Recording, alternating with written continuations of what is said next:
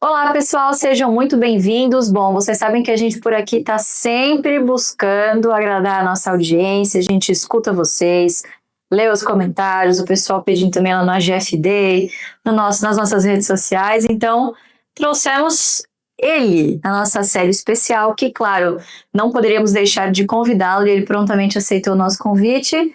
Luiz Barsi, pai, obrigada por ter aceitado. Claro, Sempre prontamente nos ajudar aqui e falar com o pessoal. É um prazer. Legal. Tentar mostrar para o pessoal trajetórias vitoriosas. Né? Muito bom. Então vocês pediram, a gente acatou, e agora essa é a nova série do AGF, pai, que é abrindo a sua carteira, e claro, o senhor não poderia deixar de ser o nosso primeiro convidado, porque o pessoal, assim, se coça para saber, apesar de muitas das suas posições serem conhecidas, né, porque, para quem não sabe, acima de 5%, quando tem acima de 5% de uma empresa, você é obrigado a avisar o mercado o quanto você tem, né? Avisar a empresa e avisar o mercado, e a empresa que avisa o mercado. Exatamente. Né? Então você precisa ter essa tempestividade nas informações. E aí a gente preparou essa série de vídeos em que a gente vai elencar as 5 maiores empresas que estão na carteira do Barsi. E aí eu preciso fazer 2 adendos, pessoal. Primeiro, nada do que a gente disse aqui é uma recomendação de compra, né, pai? Claro. O senhor está exprimindo meramente a sua opinião, e essas foram posições montadas em 50 anos, né? São posições de investimento, mesmo a longo prazo, né? Não é nem a médio prazo, a longo prazo. É certo? Muito bom. E o segundo adendo que eu ia falar para vocês é que, obviamente, quando a gente fez esse ranking, enquanto estamos gravando, eu não sei em que época você está assistindo esse vídeo, mas, obviamente, que o mercado de renda variável oscila, então pode ser que enquanto você esteja assistindo esse vídeo, essa ordem já tenha mudado, mas eu acho muito difícil que apareça aqui de surpresa alguma outra empresa, porque essas 5 posições elas são bastante concentradas, né? Eu diria que respondem aí por uns 70% ou 80% da carteira total. Então vamos lá, vamos começar então, pai, com a sua 5ª posição, enquanto estamos gravando esse vídeo. Eu acho que não vai ser uma grande novidade para ninguém, mas ao longo desse ano agora de 2025, passou por uma trajetória, vamos dizer assim, dos investidores duvidando um pouco da capacidade dessa empresa de continuar sendo uma boa pagadora de dividendos e, essencialmente, da sua perenidade, principalmente em ano que antecede as eleições. Então, a gente está falando de Banco do Brasil. Sim. Qual que é a sua história do Banco do Brasil na carteira? É uma das mais antigas, né? O Banco do Brasil realmente é um papel dos mais antigos, exatamente por ele ser também uma das mais antigas empresas negociadas no pregão, certo? As demais elas foram entrando na visão direta que houve um interesse de abrir o capital da empresa. Sim. Mas o Banco do Brasil ele realmente está como o papel mais antigo da carteira, certo? Um dos mais, né? Dos mais. O Banco do Brasil... abriu o capital 80 e poucos? A Clabin também. 80 e poucos? Não, em 70. 70? Não, 70. E eu lembro que na época tinha até PN também, não tinha? Não era o Banco do Brasil somente tinha negociado as ações no AN, na década de 69 e 70. Depois eles resolveram emitir ações preferenciais. E ao longo do tempo terminando com as ações preferenciais. Porque aí o banco entrou, então, num novo regime de negociação, que foi o regime de novo mercado, tá certo? Então ele foi obrigado a suprimir as ações preferenciais. Mas a grande realidade é que o banco sempre pagou bons dividendos, sempre contemplou bem os acionistas. Houve uma época que ele dava bonificações de 100%, 200%, quando o capital era muito pequeno, né? E aí a gente conseguiu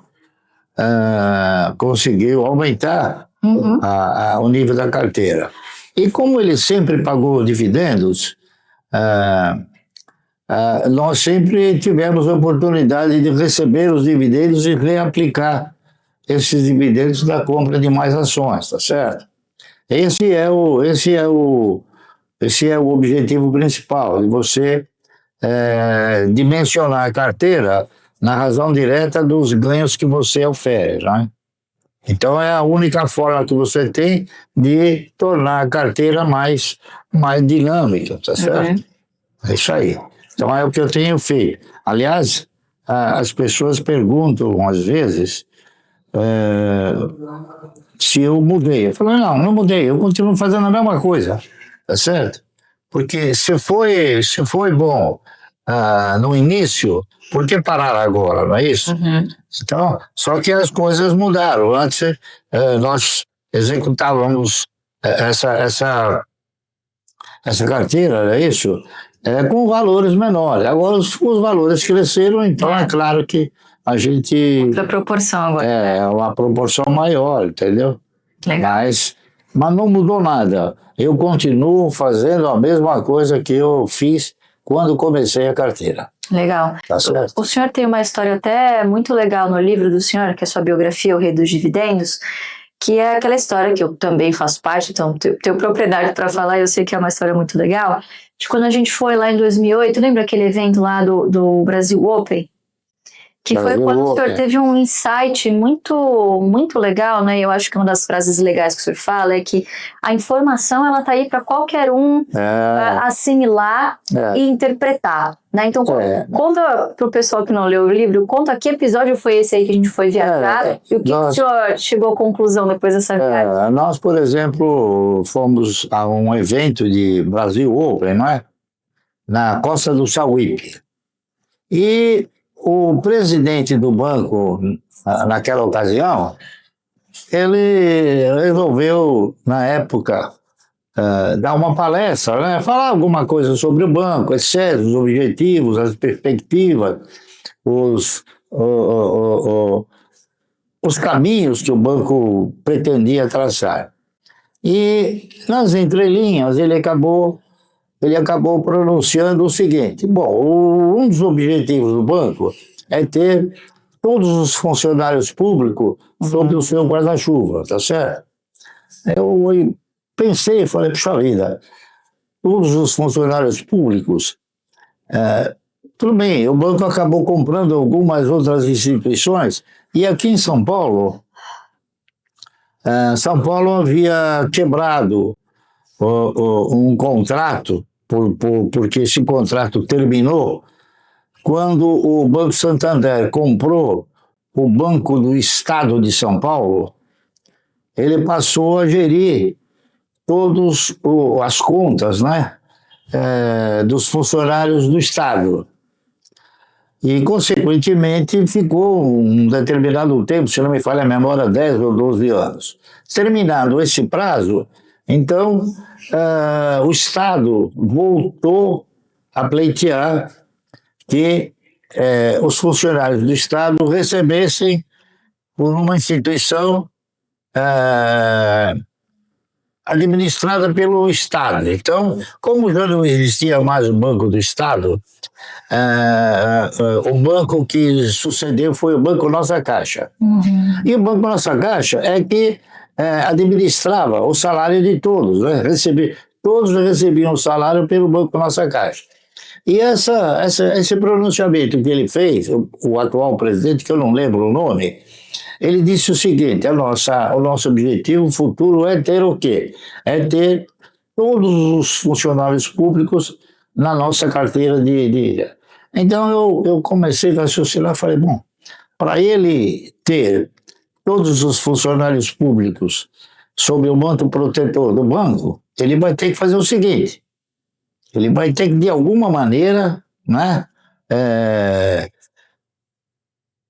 tentar se compor com o governo do Estado de São Paulo, para ver qual o procedimento que possa ser ativado no sentido de passar esses funcionários, ao invés de receberem os seus salários pelo Banco Nossa Caixa, receber pelo Banco do Brasil. Então cheguei numa conclusão: é possível que o Banco do Brasil compre o Banco Nossa Caixa. E deu certo, puxa vida. Essa leitura deu certo. Então, eu tenho sido feliz em desenvolver algumas leituras, porquanto é a leitura que você faz que ela te dá o quê? Ela te oferece um diagnóstico. E aquele diagnóstico, então, ele pode ser favorável ou não favorável. Geralmente ele foi favorável. E esse ano, pai, o banco ele passou, apesar de ser o Banco do Brasil, né, apesar de ser uma empresa bastante longeva na sua carteira, né, e assim, já compramos em situações bem piores do que hoje, né, né? Mas o banco está passando agora por um momento, vamos dizer assim, de provação, né? Tudo bem que assim, o pessoal sempre fala, poxa, o Barsi não investe no agro. Mentira, né? Porque investir em Banco do Brasil indiretamente quer dizer no agro. Mas negócio. O que você acha dessa situação atual do banco? Eu acho que a situação ela é passageira, tá certo? Ela vai se decidir, ela vai se resolver, e eu acredito que positivamente. Diríamos o quê? Que a situação atual é uma situação passageira, correto? Por quê? Porque onde o banco mais atua no financiamento é no agro. Uhum. E mais precisamente com um potencial maior no Rio Grande do Sul. E o Rio Grande do Sul, em 2024, ele foi assolado por um processo de enchentes, não é isso? E dizimou todas as plantações. Então, eu mesmo, há pouco tempo atrás, estando em Gramado, eu consegui ver uma carreata de tratores, todos eles solicitando que o banco encontrasse uma solução, porque eles não iam ter condições de pagar os financiamentos em virtude do quê? Em virtude daquela catástrofe que houve, né? E isso, não há dúvida nenhuma, refletiu no resultado do banco, porque o banco teve que bancar essa situação. Mas isso é passageiro, tá certo? Isso vai passar, por quê? Porque o banco ele tem uma série de obrigações, né? Compromissos, eu diria, não digo obrigações, mas compromissos, principalmente com a Previ, não é isso? E a Previ tem os seus associados. Verdade. Então, e tem também uma participação relevante no banco, né? A Previ, que é o fundo de previdência mais antigo do Brasil. Um dos mais antigos, um dos que sobreviveram, não é isso? Sim. Previ, Funcef, a própria Petros, né? A Valia. Agora, tem alguns que, mesmo sendo do Estado, também não foram bem, que é a questão do fundo de pensão dos Correios, né? Postales, não é isso? Mas isso é história para outro comentário. É isso. E ano que vem a gente tem um ano de eleição. Bom, esse ano já foi volátil pra caramba, né? Muito volátil. Teve um primeiro semestre com muitas oportunidades em tudo que é canto, oportunidades. Né? E agora, nesse segundo semestre, a Bolsa engatando a quinta marcha um pouquinho, né? 2026, pai, o senhor acha que vai ser um bom ano aí pra gente comprar? Quer dizer, eu acho que eu acho que 2026 provavelmente será um ano melhor do que 2025. Tá correto? 2025 o mercado passou por inúmeras vicissitudes, inúmeros contratempos, não é isso? Muitos pronunciamentos inadequados de alguns ministros, né, da própria presidência. Enfim, então o mercado ele realmente sofreu o impacto desses pronunciamentos, que na verdade seria o quê? Seria uma crise, que não seria uma crise de performance tão negativa, mas é sempre uma crise política, tá certo?